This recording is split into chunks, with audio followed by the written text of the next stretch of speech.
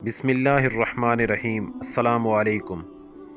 فلسطین آزاد ہو ہی جائے گا، آج نہیں تو کل۔ خدا نے اپنا کوئی عظیم لشکر چن لینا ہے، مگر اس میں ہمارا کیا کردار ہوگا، ہمارا کیا بنے گا؟ کیا ہم اس وقت بھی بس سٹیٹس ہی لگائیں گے؟ 11ویں صدی عیسوی کے آخر میں صلیبیوں نے بیت المقدس پر قبضہ کر لیا اور وہاں 70,000 مسلمانوں کو تطبیق کر دیا۔ اس پر بغداد کے عباسی اور مصر کے عبیدی حکمرانوں نے صرف آنسو بہائے اور اپنے آپ کو بری و ذمہ کر لیا، مگر خدا نے اپنا کام لینا تھا تو 90 برس بعد صلاح الدین ایوبی کو کھڑا کر دیا، جس نے قدس کو آزاد کروایا۔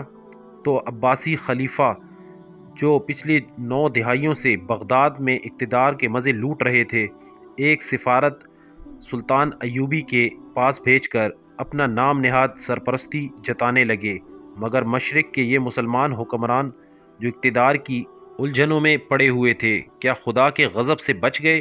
بالکل نہیں۔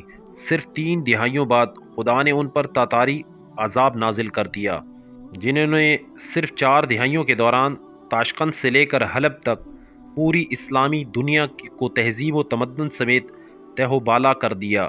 عباسی خلیفہ الناصر، جس نے چنگیز خان کے پاس سفارت بھیجی تھی کہ تم خوارزم پر حملہ کرو تو میں تمہارا ساتھ دوں گا، اس سے بڑی بدبختی کی علامت کیا ہو سکتی ہے؟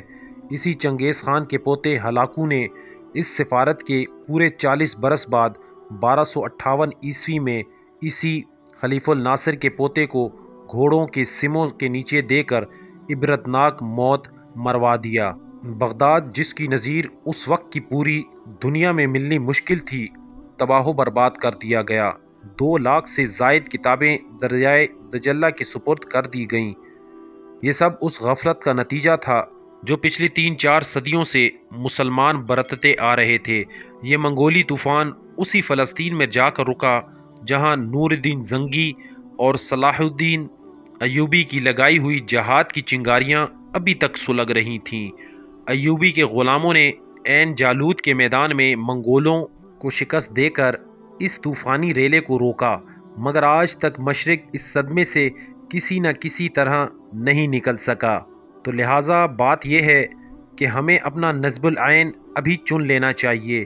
تمام عالم اسلام اور خاص کر پاکستان اس وقت ایک تاریخی موڑ پر کھڑا ہے۔ ایک صحیح قدم اوج ثریا اور ایک غلط قدم تحت الاسرا تک پہنچا سکتا ہے۔ اللہ تعالیٰ سے دعا ہے کہ وہ آج کے مسلمانوں کو غفلت سے نکالنے کی توفیق عطا فرمائے۔ اس زوال سے نکلنے کا صرف ایک راستہ ہے، جہاد۔ وہ جہاد جانی ہو، مالی یا اپنے نفس کے خلاف۔ اس وقت ہمیں ہر قسم کی خواہش کو ترک کر کے صرف اسلام اور مسلمانوں کا سوچنا ہے۔ خدا نے ہمیں دنیا میں ایک نظام قائم کرنے کے لیے بھیجا ہے، جو نظام آج سے 1450 سال پہلے محمد رسول اللہ صلی اللہ علیہ وآلہ وسلم دنیا میں لے کر آئے تھے۔ ظلم کو ختم کر کے انصاف قائم کرنے والا نظام۔ تاریخ اس قسم کے واقعات سے بھری پڑی ہے۔ خدا اپنا کام کروانے کے لیے کسی نہ کسی کو چن لیتا ہے، مگر کیا وہ ہم نہیں ہو سکتے؟